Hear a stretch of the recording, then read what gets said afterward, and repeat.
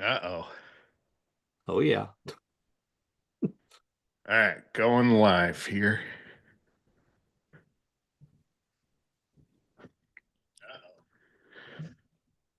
Hello, everyone. Welcome to another episode of SEO Fight Club. I am currently popping out the YouTube chat and saying hello and reminding people to ask questions because sometimes we don't get to all of them. And today we don't have a big show prepared or anything. So if you have a topic you've been dying for us to talk about, shout those out too. We'll take topics or questions. All right.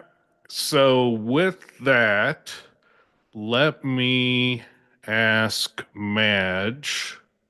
What's new in his realm? Because we haven't heard from him in a number of weeks. Yeah, hi guys.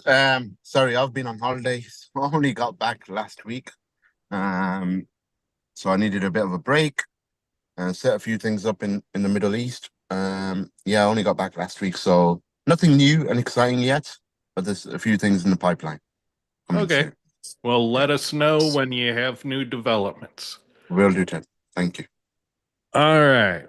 Um, and I want to remind people that I'll be speaking at SEO spring training. And my topic is going to be about finding the opportunity in SEO because while we were all busy perfecting how to rank, Google went and hid the opportunities. So we kind of have to go to some other aspects of SEO to find the traffic again. And so if you've been winning keywords and asking where's my traffic, my talk is going to be for you. I call it SEO Targeting 2.0. So check it out. If you want more information on it, just Google SEO Spring Training. And with that, I'm going to hand it over to Lee because he has a small presentation to Yeah. walk us through. I found something fun. So I thought we would talk about it for a minute and hide this stuff and this stuff. So there was a study that was put out by Ethan Mollick and his team over at the University of Pennsylvania. They have an AI lab over there where they do a lot of interesting, research and studies. And I had somebody reach out with this one, and I thought it was very, very interesting. What they were doing was studying prompt engineering, and this is just first in a series of studies.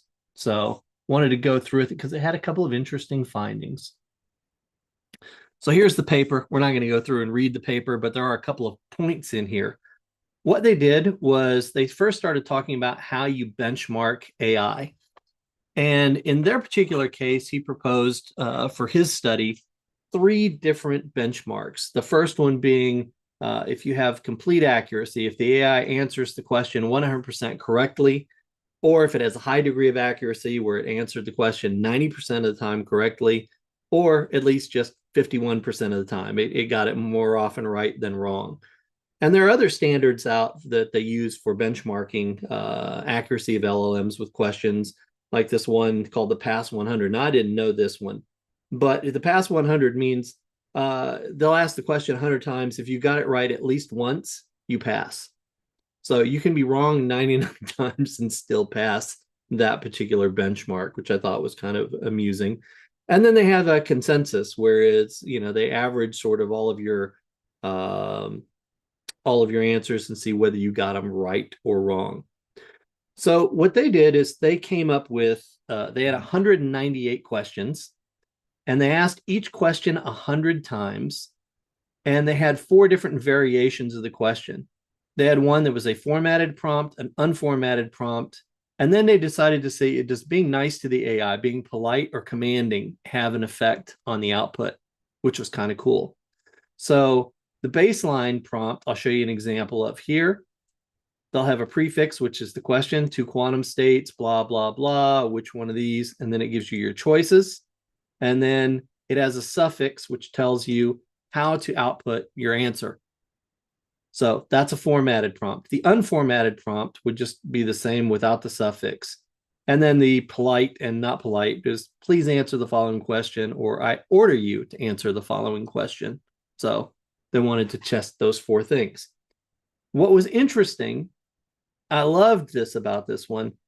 Each prompt was tested 100 times across the questions, which means they asked the question, the same fucking question, 100 times and said, what happened? What was the variability? How often was it right? How often was it wrong under these different conditions?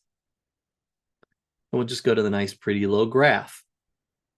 So you can see here, this is 100% correct is the dark one, 90% correct, and then the other one's the majority. So as they loosened the criteria, you saw they got more correct. And the interesting thing is across the questions, you'll notice that the top of this graph is 50%. Which means that all of these, whether they used 4.0 mini or 4.0, got their stuff wrong more than 50% of the time. Let me say that again.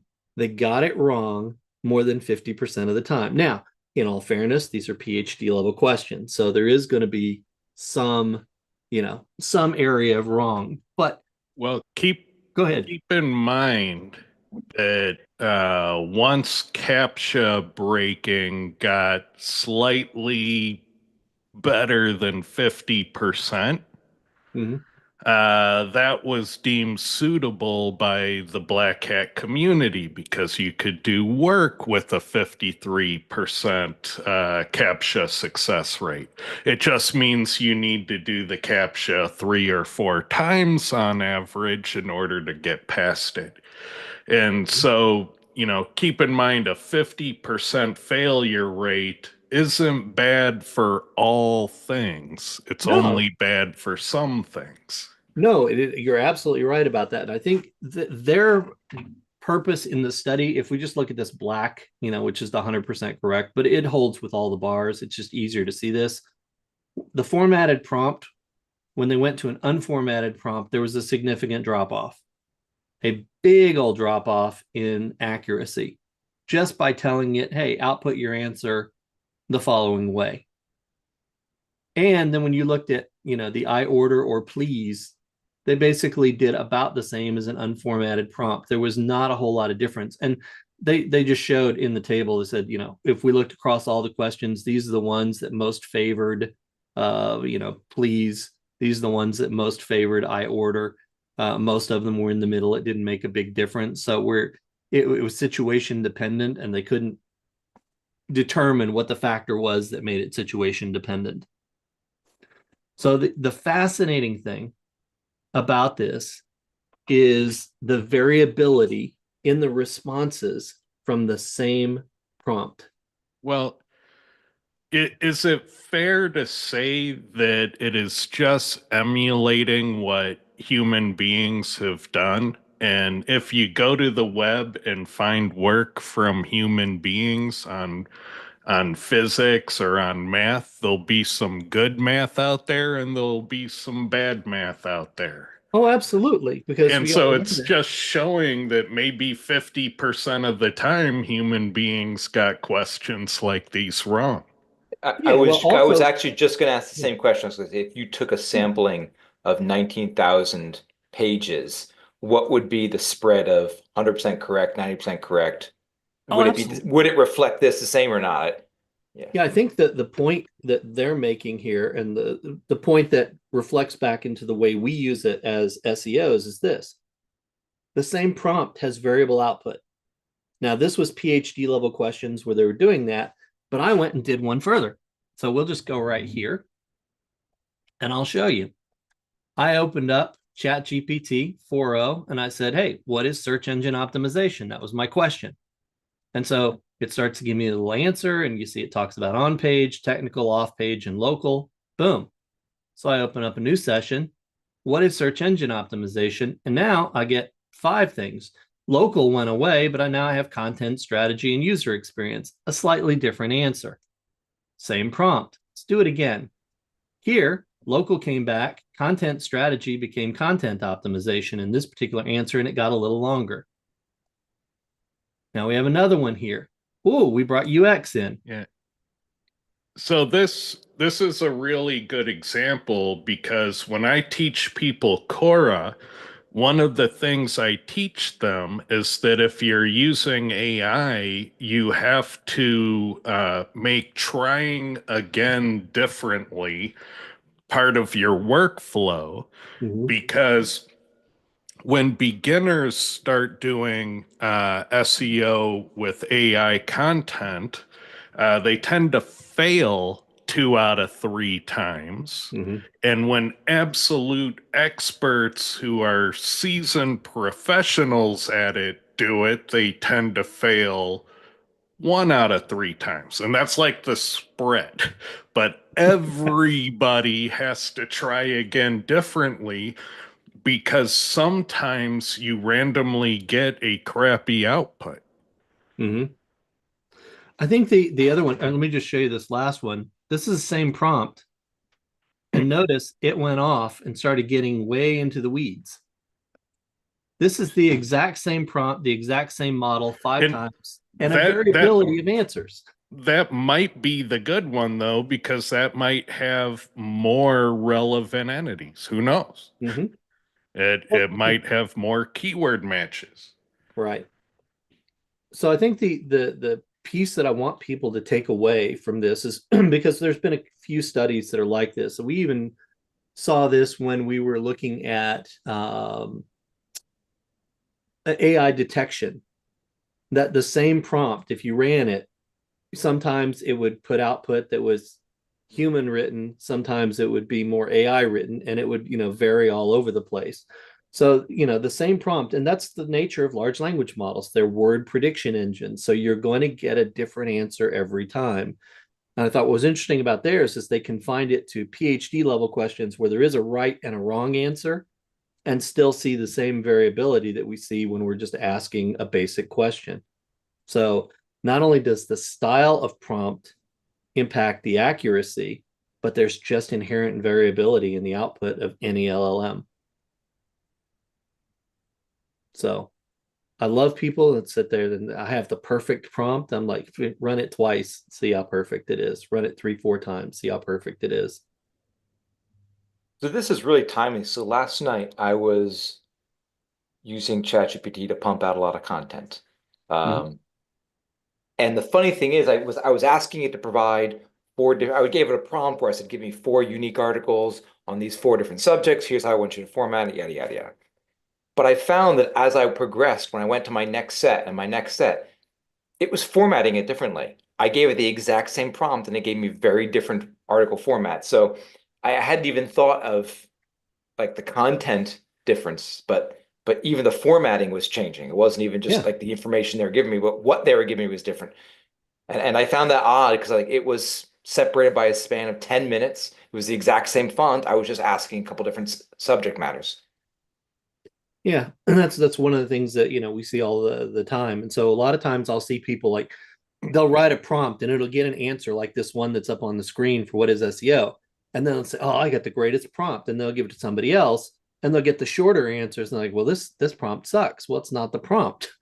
It's just the variability inherent in the model. And these are all like I said, they're the exact same model, similar answers, but not the same. But if you were asking something a little more specific, or if you're asking, "Hey, write me a fabulous article about search engine optimization and all of its facets," you're going to get wildly different articles with wildly different SEO implications. So,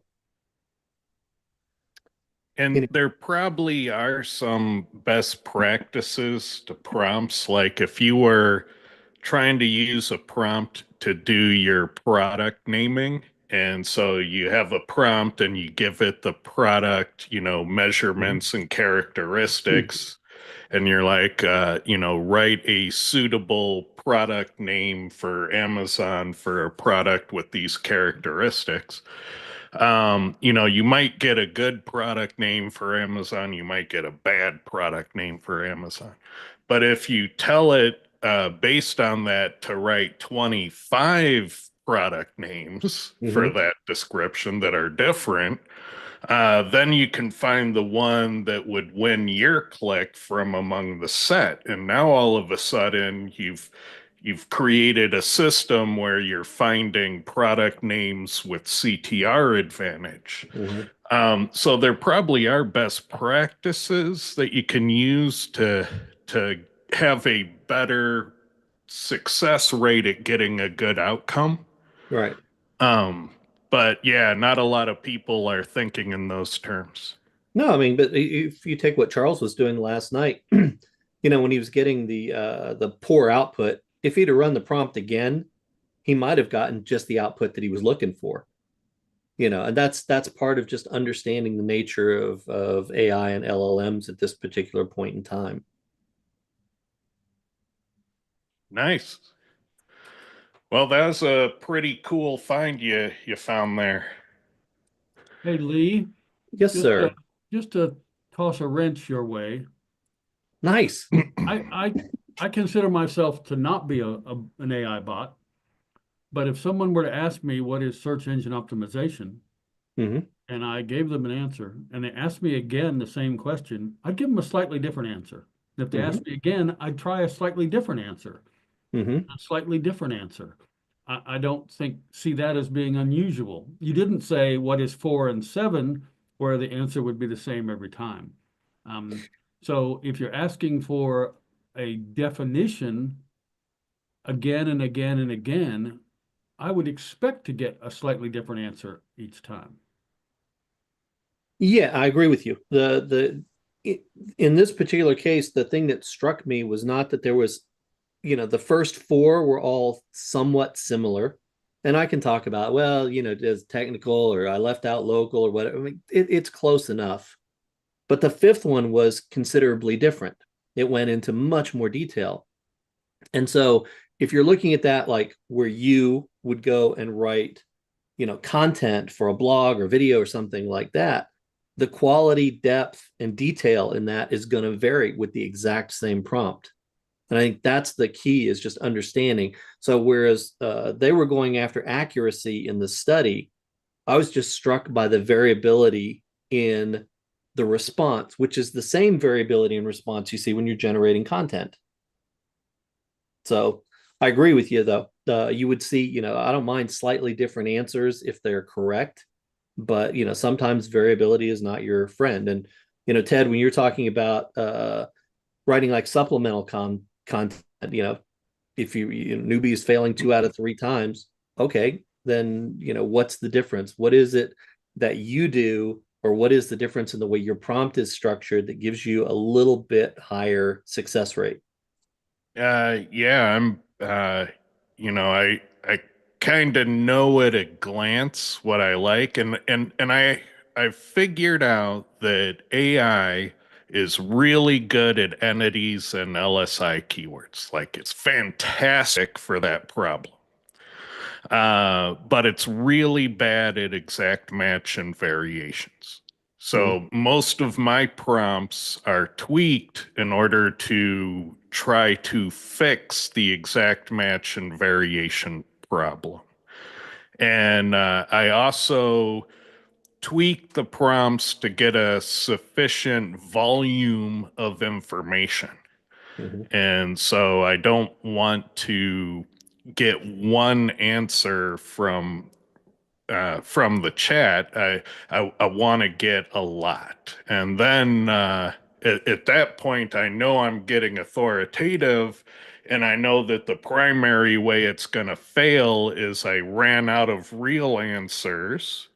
And then there's a bunch of bogus weak answers in the list that probably should be pruned out. Mm-hmm. But if you know that you can exhaust a topic when you're like list building, then you know the types of problems you'll typically have with the list.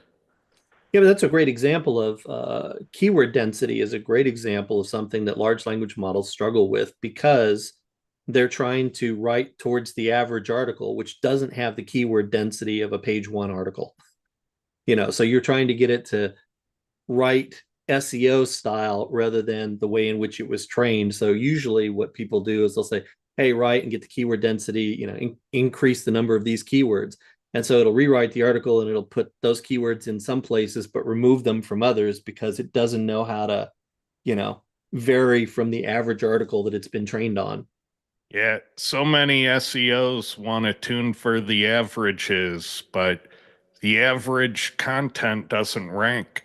Mm-hmm. The average content is around page 5, right? So, No, no, no, no, sir.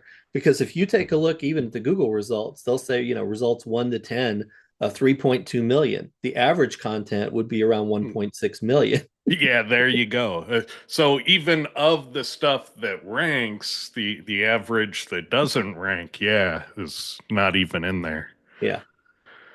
That's a Um, nugget for everybody right now. I mean, that's how common is that to get a tool and then to optimize your content based on what the tool says, because it's using averages. And you Mm-hmm. forget that if you optimize for the average page doesn't even rank. Yes. yeah, I've done that. I've not even casting blame here. I've done that. I'm thinking the times where I've done things. I'm like, yeah, the reason why it didn't work was I looked at the tool, I optimized for the average. I never really popped that much. And yeah, because the average isn't what I need. I need to be better than the average. yeah. And I see people doing that all the time. They're like, well, but what if I tuned for the average on page 1? It's like, well, you want to be above average, right? Because if you shoot for the average on page 1, at best, that'll probably get you to page 2. So you probably need to think bigger than that. Yeah, but being It's Um, on like the page old two is, strategy. Oh, yeah, yeah, I'm sorry. Go ahead. Go ahead. I was going to say being on page two is better than being in position 1.6 million. So, it gets you closer. well, Get you on the green. I'd say right now it depends on the keyword. Oh, it would. Yeah, absolutely. Um, let's see. Let's get to some questions here. Where is the best guide to running SEO tests? Wonderful question. And you're going to hate my answer, and I'm sorry for it. The best guide is reinventing how to do it because everything has changed. And any guide you find online now about SEO testing is going to be woefully out of date and problematic at best. Um, the things we've learned recently on testing is you have to have entities on the page, which is a complicating factor. Google doesn't want documents that have no recognizable entities. And so, because of that, in my practice, I like to find very obscure entities to test with, things that nobody's competing on and nobody would know. So the names of different microscopic, prehistoric fossils. That would be something that you could probably have low enough competition that you could do some testing with. But the days of 100% gibberish test pages, I think those days might be over. What do you think, Lee? Yeah, you got to have some real in there because it's just really, really hard to get just pure lorem or pure, gibberish type pages to rank for anything. Google has gotten smarter about that. So, but in answering the question, what's the best guide to testing? I'm going to just say this: regardless of what you're trying to test it at least 10 times. The thing that I see that is the biggest problem with any sort of tests or studies is that they limit the data set. And so, and with the variability the way it is and the volatility the way it is and the SERPs right now, if you're not controlling for that, if you can't, eliminate that out of your data, and you're not going to do that by testing something, once or twice, it's just not going to work, not And reliably. And that's a good point. And don't include your failed runs because we all fail on the first few runs of a test until we figure out how to do it right. You don't include those failures in your result set. Mhm. So once you figure out how to do it, then you do it 10 times. Mhm. Yeah. If I can give a quick a couple tips from what I've learned. One of the things I would recommend is don't try doing the old 10 pages on a site test. That doesn't really work very well anymore. I would use 10 domains, maybe even try 10 subdomains, as opposed to 10 pages. Because Google doesn't seem to like to rank the same Same. site multiple times for the same keyword. So that's like I don't know if this is a technical question or just like a generic kind of how do you do testing? One thing I would say kind of more from the generic side is how do you do testing? Do something and then present it to other SEOs and say, hey, here's what I saw. Don't tell them this is what you learned. Tell them here's what I observed. And then people are going to poke holes and you got to have thick skin and you're going to realize a lot of times the holes they poke in you are completely legitimate. They're going to ask questions you never considered even, accounting for. I mean, I did that here on Fight Club a couple times. You have to go back at least 6, 7 months, but I presented, and probably more, probably almost a year now, presented a few things, and immediately Lee and Ted were like, well, "What about that? And what about this? And what about that?" And I was like, damn, hadn't thought about all those things. But that's good. That's how you learn. That's how you get better. You realize, all right, I have to account for this, or I have to account for that, and then 3/4 of the way through, Ted kind of gave me even easier way to test. I was like, okay, well, I did it the hard way. Now I can start trying to do it the easier way.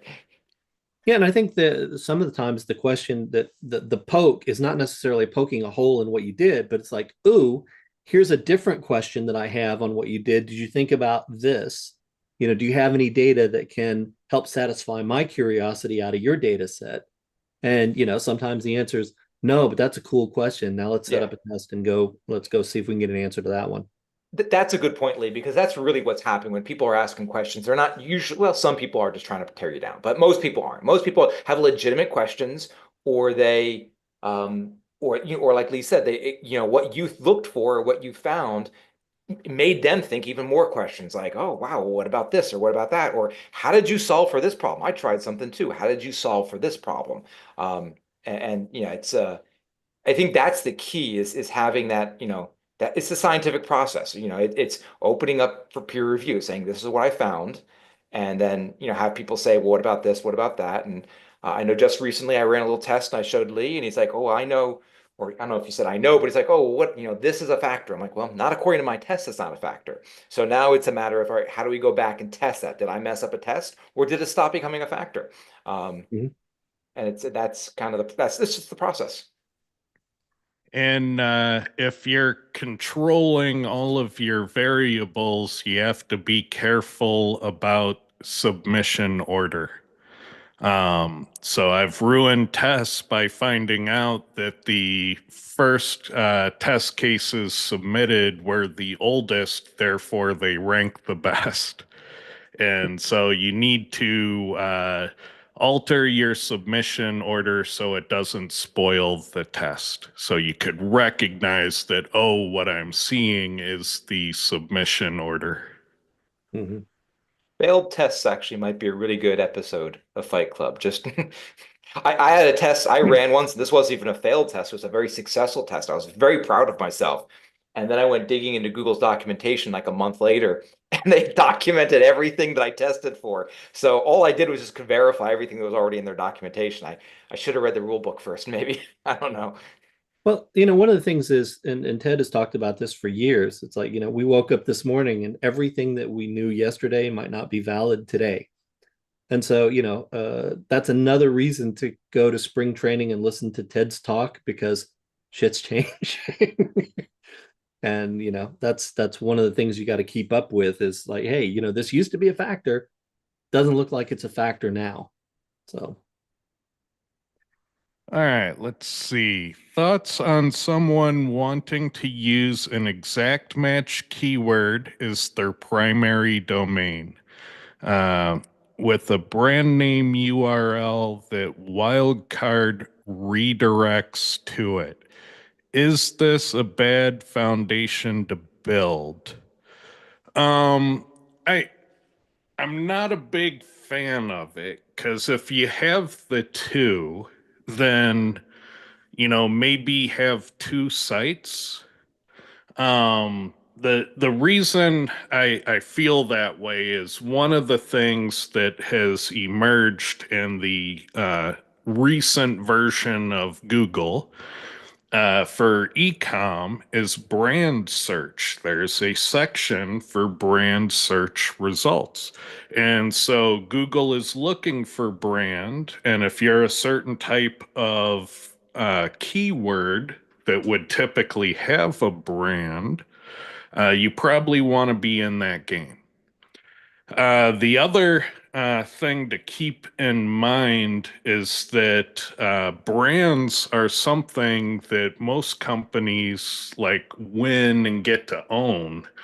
And so if you actually invest in your brand and it becomes something that people talk about, you really want to own that space.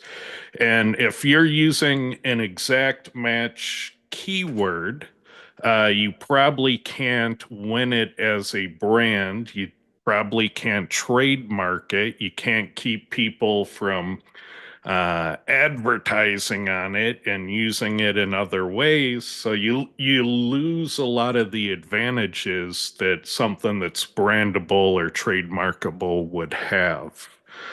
Um, and the idea of a redirect with it, I don't think the context of the domain name is going to be more important than that additional layer of linking you cause with the redirect, because you will take a hit having that redirect chain. And you're also going to end up supporting that domain for probably all your URLs. So you're cutting your crawl budget potentially in half. And even if you don't do that specifically, like you limit it, but it just happens to work, then like a nefarious actor could link to you in a way that doubles your crawl budget. Um, and then your canonicalization would probably undo a lot of what you're doing. So yeah, I'm not sure I see the value in it. It seems like working too hard. But if you have the exact match domain, put a blog on it and advertise your branded company on the blog. Then Google's going to go, wow, there's even a blog talking about this company. What do you think, Lee? I like your answer. I'd go slightly differently. It's, just personal preference more than better data or something along those lines. I love the idea of having two things. I think that if you owned best sterling silver amethyst bracelet.com, you're not going to win the brand. There's some advantages of having that in the domain and in the URL, certainly. But Ted's Jewelry Emporium is going to be easier to win the brand on. And ultimately, if Ted's Jewelry Emporium.com gets a link from best sterling silver amethyst bracelet.com, that's a very nice, relevant, link from a domain that's trying to rank for the same crap you are. So, I would go for take two spots on page one and use the exact match to link to the brand just to bolster the brand. Any thoughts, Charles? Nothing additional. You guys covered it. All right. Let's see. I've heard people say using near me within titles, keywords, etc. is useless since Google can see our location already. Thoughts on that? Well, and it's weird, like when I saw the brick and mortar signs where people put near me and their business name, I groaned. I didn't pull in and go, let me spend money here. I felt like an idiot reading the sign, let alone doing business there. So, you got to be careful. Branding is more complicated than that. I agree. Um, let's see. Hello, dear SEOs. This may sound like a stupid question. No stupid questions, but there are stupid answers. So let's try our luck. Do you think continuously updating content over and over again could make Google hate my page? I've made 200 revisions. Well, my first thought on that is you're working way too hard. All right. Typically, when I rank a page, I'm putting in about a half an hour of effort. All right, because you have to be able to do it efficiently so that you can get it all done and have lots of clients on your roster. So if you're doing 200 edits on a different page, that's like you're taking the whole year to rank a page. And so yeah, I think the investment at that point is way too high. Um, so I think, you know, if you're in a situation like that, you need to experiment with like 5 different methodologies and learn which one you know, works best for the type of content you're working with. I wouldn't assume that the methodology you're currently using is right if 200 revisions and you're still not there. So, what do you think, Lee? Yeah, he's absolutely, yes, it can make Google hate your page, because one of the things that we see when we go through like our training is you can get results really quickly by making on-page pages, and people get addicted to that. Like, what if I change this? What if I change this? What if I change this? And what happens is there's a threshold somewhere in there where when you go over that threshold, and we don't know where it is, but it's well less than 200, I can tell you that. You go over that threshold, and all of a sudden Google will throw your butt down in position 57, and they'll leave you there until, you know, your page stabilizes and they can trust it again, because they don't like keep coming and crawling, and it's a little bit about this and a little about that, and you keep making all these damn changes. They don't like that. For some reason, there is a threshold where they will force your ass down for a while until you stop making changes to that page, and then they'll evaluate it again. So we always tell people, be very, very careful about that. Make your on-page changes, leave your page for 2 weeks, don't touch it again. And you can't make 200 changes uh, if you're putting 2 weeks in between the changes. You know, your site hasn't probably been around long enough to do that. So yeah, you probably have triggered something in Google. Don't touch the So page for a while. It'll recover. I agree 100% with you guys. Set your, you know, do your page, set it aside. I will say though, you know, I've worked with sites like news sites. Their homepage changes every 5, 10 minutes. They're constantly changing the stuff on the homepage. Google lived on the homepage. Now you can make the argument, well, it's a high authority domain, so that's part of it. Definitely. I think it also had to do with because of the types of queries, Google knew that freshness was important.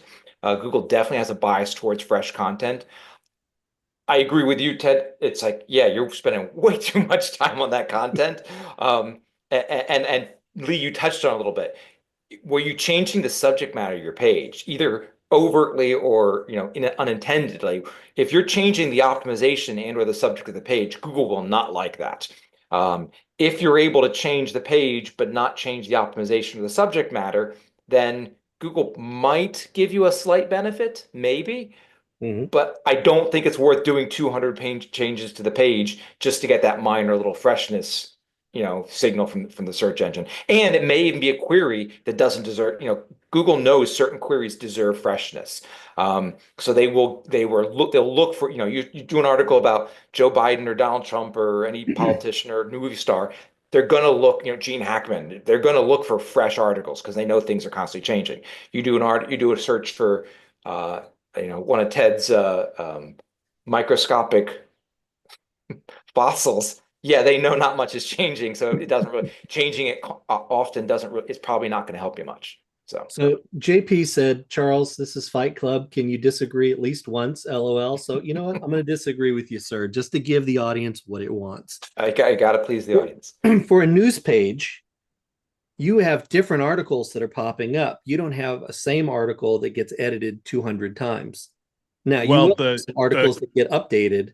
if you HTML diff CNN and you highlight the new editions in green and you highlight the redactions in red from the HTML diff, and you do it every 5 minutes, you'll see they're live editing the page. They're tweaking the title of this story. They're changing the fact in the summary. And so yeah, these news sites, they do change in a way that it's, little small changes all over constantly. It's like a real-time editing. But 200 Yeah, they'll Oh do yeah. they'll do for a single 200 edits article? a day on a single But page. so we're talking about a single page, not a single article. So if you think of like a Yeah. home page, like a Yeah. CNN.com Oh, or that's going to Wall change Street all the Journal, damn time. Yeah. Because exactly. That's changing like every 5 to 10 minutes, more often on busy days. And that's all the content is changing. But why aren't they getting penalized? Number one, I think there's an authority issue. Number two is Google understands that these are news and these queries are freshness. But I would also suggest that most of the home pages on these news sites are still, they're ranking for two things. They're ranking for their brand and they're ranking for the word news. Well, the word news or top news or breaking news, those are queries that deserve freshness. That's a term that Google does use. And so they're looking for something to be updated. But they're not changing, their optimization. If you're changing your page 200 times, I mean, Lee, like I said, you already touched on it. If you're changing your page 200 times, you're probably changing the subject of your page, which is definitely going to hurt you. Um, Yeah. And in online retail, they had a specials page. And so when Easter came around, they put all the Easter products on the specials page. And when Mother's Day came around, they'd take down the Easter stuff and they'd put all the Mother's Day stuff on the specials page. And when 4th of July came around, they'd take down the Mother's Day stuff and put up the 4th of July stuff. That page can't rank for anything. It is toast. So, yeah, you cannot change the topic like that. yeah. Do It's the not top, yeah. recycle it. Yeah. That's the key. It's the topic that can't change. The content can change. But I still agree with the original thing. Sorry, JP, I'm gonna have to agree with Ted again. It's a lot of work. But I disagree that. So here's my fundamental disagreement. I got to make JP happy. Here's my fundamental disagreement. Changing the page is not going to hurt you. I don't agree with that at all. Just the factor of changing the page is not what's going to hurt you. There's other things that are going to hurt you. It's the changing the topic. It's the changing the optimization. Google's not going to look at your page and says, "Nah, Terry's changed the page too much. I'm out of here." Um, but that would be a good test. If I knew somebody who And knew good Python, we could change the content every 10, 15 minutes and just see what Google does. well, and Google's aware of traffic. So frequent changes on high traffic is good. It shows, editing and moderation and freshness and uh but lots of changes and no traffic is just wasting Google's time. So I wouldn't be surprised if there's a cost saving limit for pages without traffic that change too often. yeah. um let's see. All right, and by the way, that was a great question. That was not a stupid question. Hello all. What insights do you get from log file analysis for enterprise e-commerce websites? Well, the big go-to is you can see in those log files if Googlebot is getting into an infinite crawl. Like, is it engaging with your shopping cart URLs? Is it engaging with your faceted navigation URLs? And so you can go and look at Googlebot in the log files and see things. Another thing you can see in there is your website under attack? And if so, what kinds of attacks are they doing? Are they trying to pollute your data? Are they trying to do SQL injection? Are they trying to do website login attempts? Are they trying to do cross-site scripting? All of those types of attacks would be in the logs. And they're identifying typically their IP address. So they're giving you a place to investigate. And they're also giving you clues at what they're trying to break into. So those things can be useful. Another thing you can find is 500 errors. Usually, enterprise websites, when they deploy updates, there's a possibility that they break things, and those 500 errors will kill your SEO. So, you want to scan for 500 errors in the web logs because those are things that need to be fixed ASAP. Another thing you can look at is your 404s. Hey, Ted, I'm Uh, sorry. I'm sorry. Can I just touch on 500s sure. briefly? So Google will report on your 500s in GSC, but they don't do a good job reporting on intermittent 500s. So that's one thing I always looked for is pages that would just return a 500 every now and again. And the server guys would always try to say dismiss and say, oh, these things just happen sometimes. Why? Why is it just happening sometimes? And then if we dug into it, we found there was problems with the CMS where there were calls that were being made. And the important thing is if the call failed, it returned to 500. So the problem wasn't even that the call failed. The problem was that they returned to 500 for the page every time this call failed. And it's like the intermittent problems, like intermittent 500 is something I look a lot for because you will spot problems to the base system that no one is aware exists. So sorry, Ted, I just didn't want you to get to the No, 400 that's 4XX a errors until great we. point because when you get into this type of log file analysis, you're starting to bridge over into actual technical SEO. Like one of the types of intermittent 500s you can get if you have third-party ad placements on your website. My ecom website was showing 500 errors once in a while to Googlebot, but when I'd go and look, it would be totally fine. Turns out it was one of the ads had a cookie overflow. So only when a certain ad showed up on the page would it do the 500 error. And so, yeah, those can be quite technical to track down. There's a ton of value in log file analysis, especially for large enterprises. Um, let's see. Can you please clarify how we can optimize the page that is above average? Thank you in advance. Well, so we're talking about what SEO tools do. And so you have to consider how SEO tools work. Because I've seen a lot of tools out there, and some of them are like, well, we don't want you to over optimize, so we find the average measurement on page one, and that's what we're telling you to do.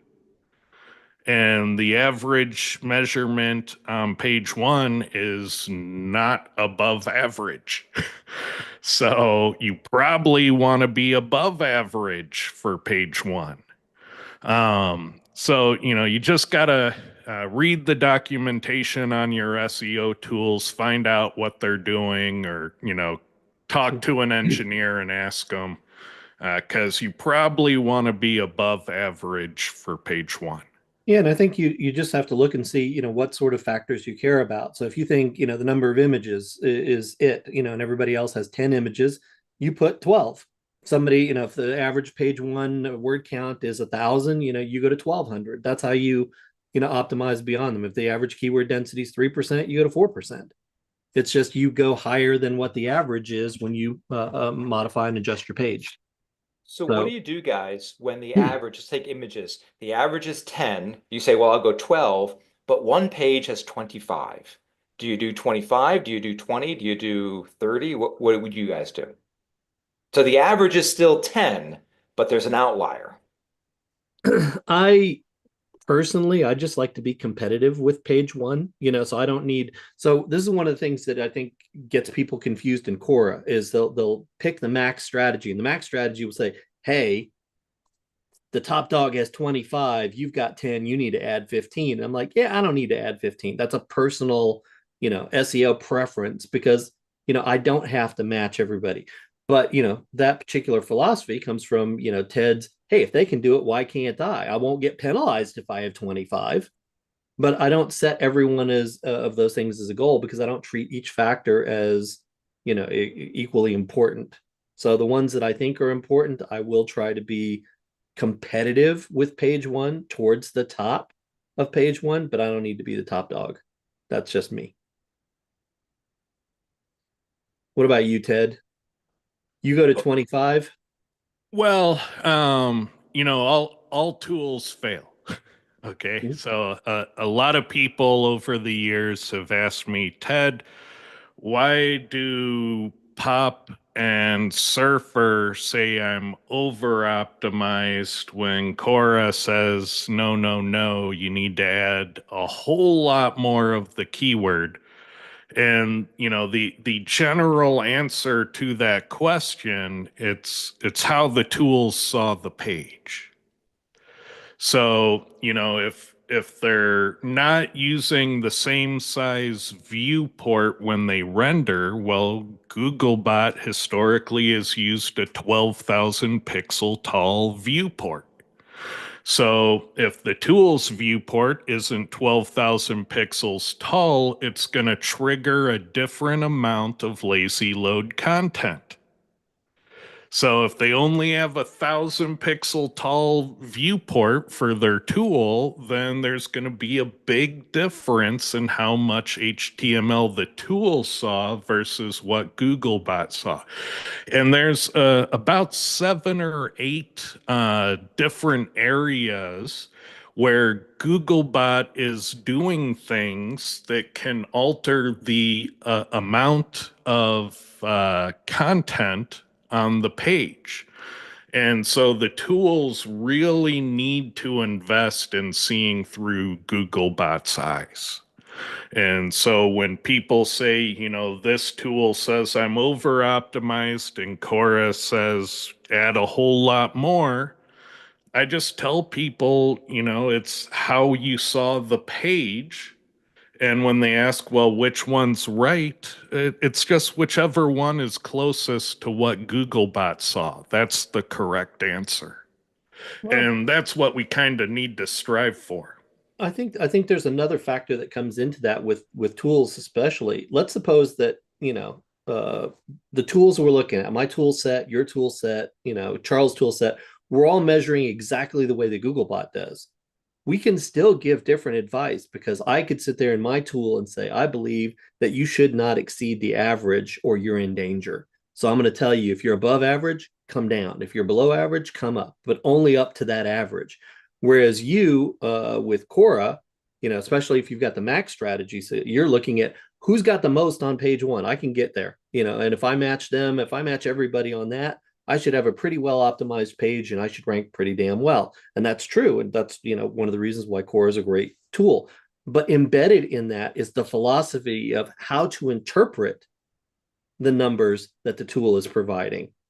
So you're setting a different target based on a different philosophy than my tool would be. Yes and no, because there's kind of like the recommendation piece, and then there's the measurement. The table is 3 feet tall. It's really not that open to interpretation. Sure, we have to agree on a margin of error for the measurement, but in general, we don't debate the height of the table.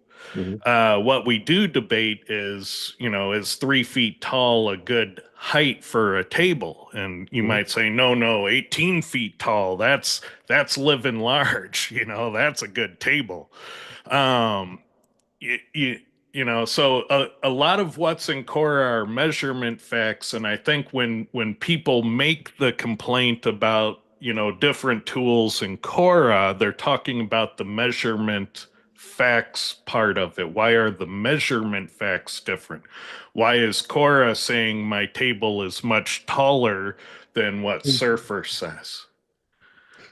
Yeah, but even if they were measuring identically, which they're not, but even if they were, there's also different philosophies about how to interpret those measurements. Yeah, And yeah, and that's that part would of the be on that's the. part of the tool set as well, Yep. which is why yours almost never says come down, whereas other tools frequently say you've gone too far, come down.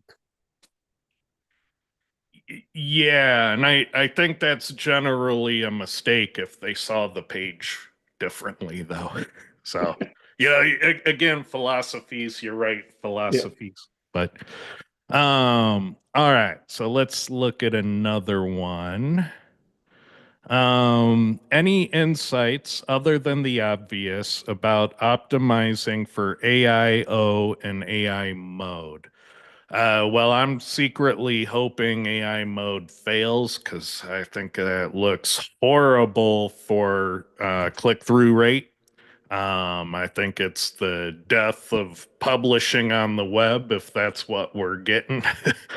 So hope it dies a quick and deserving death. So Google, do better. Um, in general, the big mistake people make are blocking too many bots. And so we now live in a world where aggressively blocking all bots is probably the fast track to shooting yourself in the foot for the future. You need to make sure that you're allowing Common Crawl and any other bots that these large models are training with to access your pages so that you can be in the model. So you need to loosen up your bots. Um, and then I like Lee's advice of rank well in Bing and you'll probably do all right in AI. And that gets you into ChatGPT, and Google and everyone else is probably working with the Common Crawl as well. So if you're ranking well in Bing, you're probably at least in the data sets the big players are playing with. Yeah. Um, let's see. Any other thoughts on that? No, I think, the other one is, Google's Gemini pulls from Google, so there are other data sets like Claude that pull from Common Crawl. They seem to be looking for an authority filter to kind of weed out, most people. So you kind of want to become an authority site. So just rank well, and that gives you your best shot at being in the AI. That's the way it looks today. Tomorrow's a new day, though. Let's see. We had two exact match domains, but both lost traffic over a year, eventually hitting zero. Could the issue be too many keyword rich anchors? Yeah, the issue could be a lot of things, but I think in general, if if your rank trackers haven't screamed it's the apocalypse, then your traffic loss is probably Google putting other features above organic. So I would go to Google and, search the keyword. And if your organic result is effectively page five because of scrolling, that's where your traffic went. Let's see. I'm just going to add in there that most of the time, if this is just a, not off a cliff type of a fall, if it's just a slow degradation, most of the time that ends up being a technical issue. So I would, check for 500 problems, 404s, check for other things on your site, check for, duplicate all the usual suspects. Because a lot of times you'll find that, that wasn't Google, that was you doing it to yourself. So Let's see. Could you answer in more details about keyword variations? Yes. When you search Google on desktop and you type in a keyword like DUI lawyer Los Angeles, you will see various words in the search results are bolded. And those bolded words in the search results summaries, those are the variations. And the reason we're interested in those is because Google is saying, look how relevant our search results are for your search terms. And so, such a declaration is telling you that this list of bolded terms are good examples of relevancy. And so we like to collect those and measure them everywhere they occur. And so those are the variations. Any other additions on variations? No? All right, let's see. And you mentioned ads and rich snippets. You typically only look at the featured snippet variation if you're tuning for a question that has a single definitive answer. So if you're trying to rank for what are the animals at the top of the food chain called, then the bolded term in the featured snippet is usually the answer to the question. So it would be apex predators, and it would add that to your variation list. Um, the other thing about variations, Google's changing the heck out of them right now. So they're a mess. They're a nightmare right now. They're very hard to work with. And I've been ignoring the sentence variations. And when there's too many of those, I've been supplementing the list from AI to try to get back to something close to normal. It's a balancing act right now. And I'm hoping Google reverts back to what they had before, but you never know. Um, let's see. Oh, the other thing about variations. Damn it, there's more about variations. The other thing about variations is it's generally okay to remove the oddballs that you know wouldn't apply for any competitive value or any content you're making. Sometimes Google will put the names of your competitors in the variation list because they're entities in the knowledge graph. It's safe to take those people's names out of the list and stuff like that. What you don't want to do is add to the list thinking you know better than Google. All right, because that's the dangerous thing. When you think you know better synonyms than Google, if Google doesn't agree and those additions are actually totally different searches, you've just messed up your analysis. So, in general, it's safe to remove variations from the list, but don't invent new ones that were never there.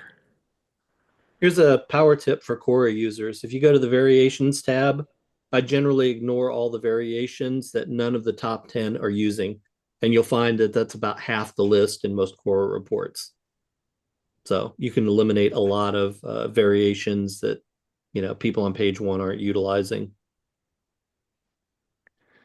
Let's see. It's JP giving Charles a hard time. Thank you, JP. Someone's got to do it. Let's see. Regarding those revisions, yes, I was trying to ideally optimize the page, but unfortunately I tanked. I think I'd be better off removing that page and creating a new URL. Well, yeah, you could just move the content to a new page and redirect the old one to the new one, and that new page only has one revision, right? So, for the cheap cost of 15% authority loss, you can reset the revision counter. So that might be a good experiment. Historically, that has worked with Google penalties. So when Google penalizes a page, that's typically how people get around it, is they do a redirect to something new. Let's see. How can you rate limit Googlebot when it's loading down a site server? Um, well, all right. If you slow down Googlebot, Googlebot's just going to think your server is more burdened than it actually is and give up faster on indexing your content. So I think that's a dangerous game. There are things you can do to speed up a website like WordPress, but they can be technical things. So you might have to hire somebody technical for a short amount of time to performance tune your server. One of the things you can do is you can get all your static assets, your images, fonts, style sheets, JavaScripts put out onto a CDN. Another thing you can do is you can put your database on one server and have your web server on another. So you split the Apache and the database to two different servers that work together. And now all of a sudden they can handle oftentimes more than twice the load. You can performance tune the database, so you can figure out what things in WordPress are going slowly. And then you can find those queries or find those tables and tune them.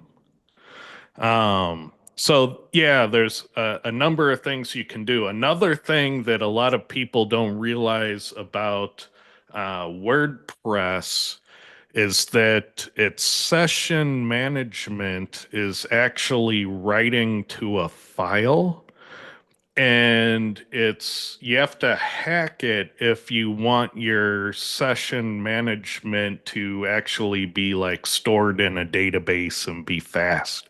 So there are things like that can kind of make your website artificially feel slow and clunky. But yeah, you need someone technical to help you tune it. Yeah, I'm gonna jump in on this one. I'm gonna invoke Charles just because I know that recently Charles had a technical thing with an e-commerce site. So this goes back into log file analysis and how you fixed it and how it fixed, sort of the crawl. So Charles, you want to talk a little bit about that? Yeah, well, I don't want to give away too many tips here. This is yeah, but No, but no, it's like I think the big thing to take away from this is don't try to limit Googlebot. If you go to Googlebot's documentation and start searching, hey, how do I reduce Google's crawling on our site? Google doesn't have an answer. It says, give me an error. It says, give me a 400 or a 500, and you don't want to do that.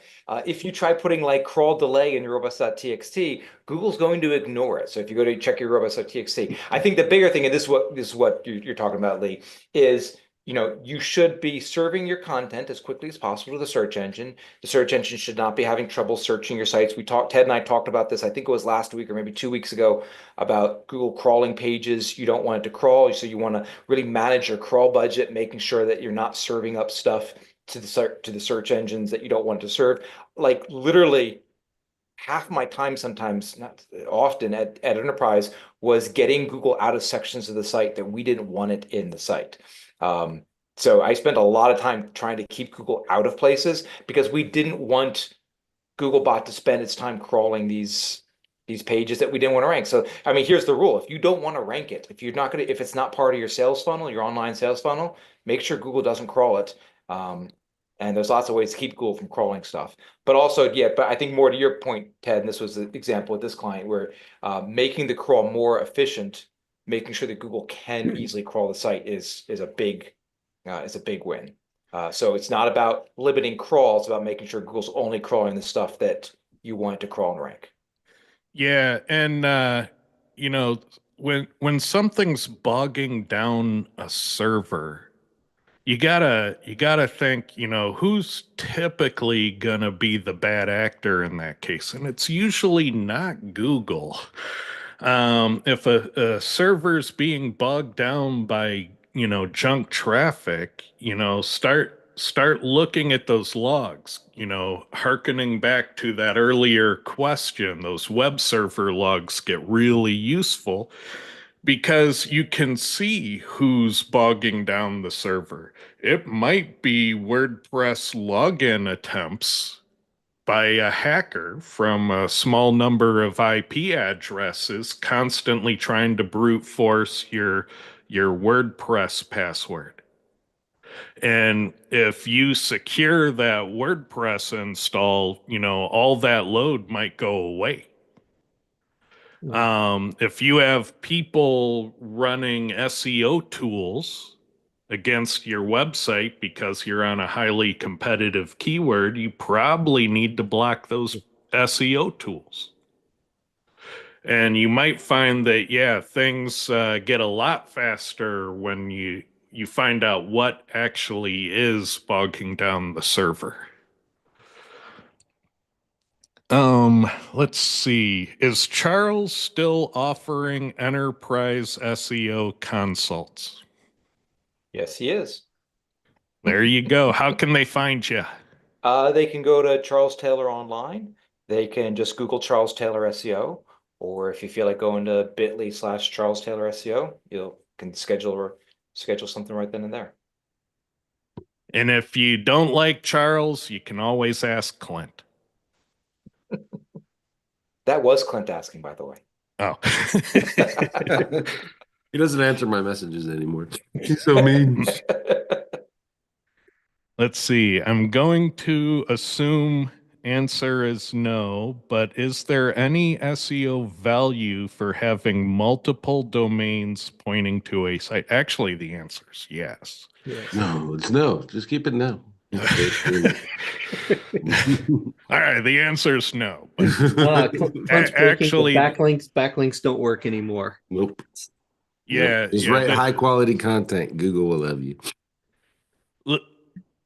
let me just say, if you're going to play this game, you have to redirect to inner pages. You have to think about tiered link building. You have to think about the anchor text that those domains have orphaned out in the world. And is that a topical thing that you want to point at your content?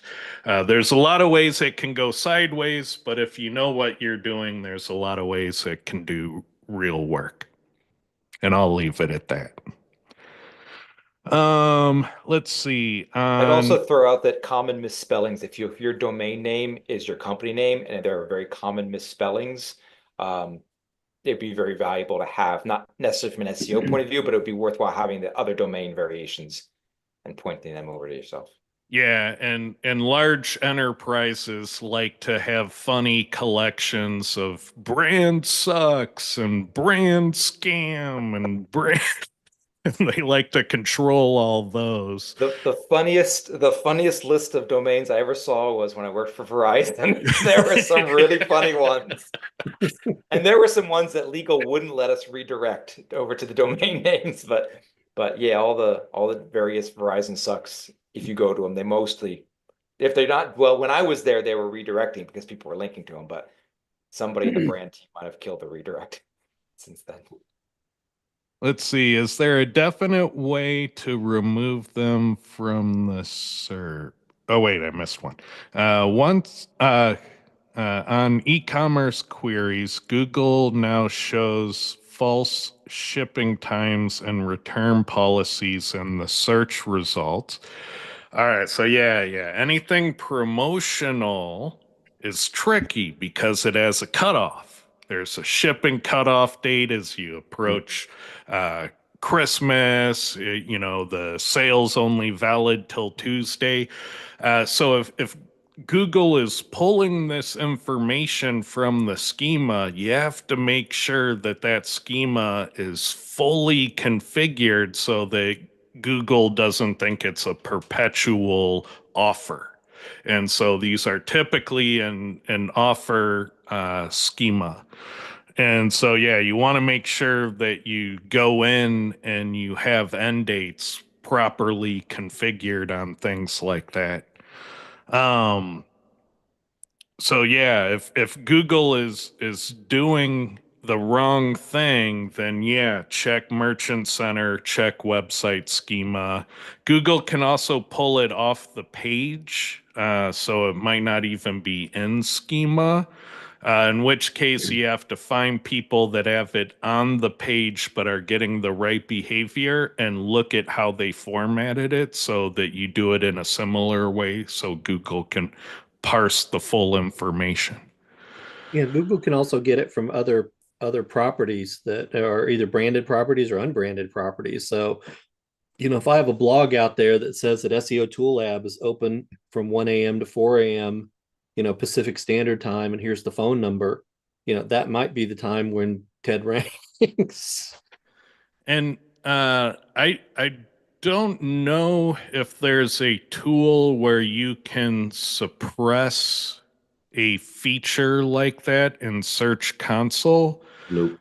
It'd be cool if there was, but it would also be really dangerous because if you did something like that site wide, you might cause yourself a lot of harm. So yeah, just try to find the flawed data where it exists and fix it. If it's in Google Shopping, it's in the merchant feed. Let's see. For the service niches, plumbing, for example, can we target multiple searcher intents in one SEO title?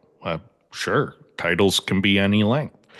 Of course, not the distinct ones. Well, I don't know what those are, but we tested titles out to 1 million keywords, and Google indexed the first 200,000 about.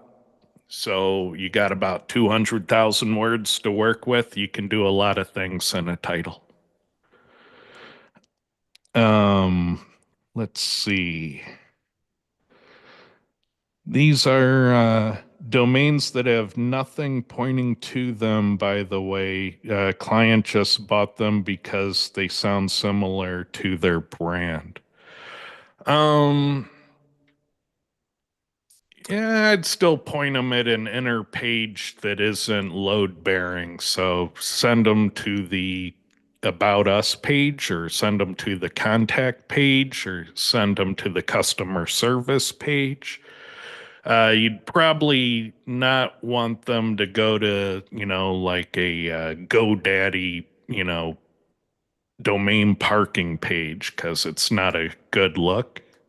But, figure out something to do with them. But just don't. Build them out, man. You got 30 domains. AI content is not that hard. Build out those relevant domains, point them at your main one. You got 30 referring domains, 30 chances to rank. Come on. You don't have to build them all the way out either. Just get yourself a single page WordPress theme and drop a page on there and just create a little landing page. Yeah, a little secret if you want to go hunting for it. That's kind of what Viacom does with their old school link wheels. So they're using different similar domains to pull it off. The site isn't running promotions and they aren't in the schema. So yeah, probably Merchant Center feed at that point. I'm talking about the regular shipping times, 2 to 7 days, and return windows. Well, those are policies somewhere. So you got to find out where they are and fix them. So somewhere out there, there's a page that's saying that's the policy. Or in the CMS, they have a CMS setting that's here. outline those and it's being auto-populated into your merchant feed. Yeah, or there's an old version of the website that's still hosted somewhere and Google's still visiting it, or something's going on. All right. On the citing question, some products have a return policy while others don't. Yeah, and those can change from product to product because, companies oftentimes don't want you returning the trampoline because the shipping costs more than the product does. I'm guessing inserting them into offer schema will be assurance that the correct information displays. Yeah, it might be the right clue to say that the information for this product is not the same across the whole website. So that might actually work. Any thoughts on that? And if not, I think we're done. All right. So I want to thank everyone for another great episode, and we will talk to you next week. Just remember SEO this week. If you're jonesing for more SEO content, Clint is pretty good about having good nuggets there. Don't forget JP's show, the GBP Roast. So if you're doing local SEO, check that out. Lee, any word on tested SEO training? No, we're midway through. Our next iteration of it will be sometime in the fall. So All right. we're having a good time right now building out sites and competing. And don't forget SEO spring training, everyone. Thanks a lot.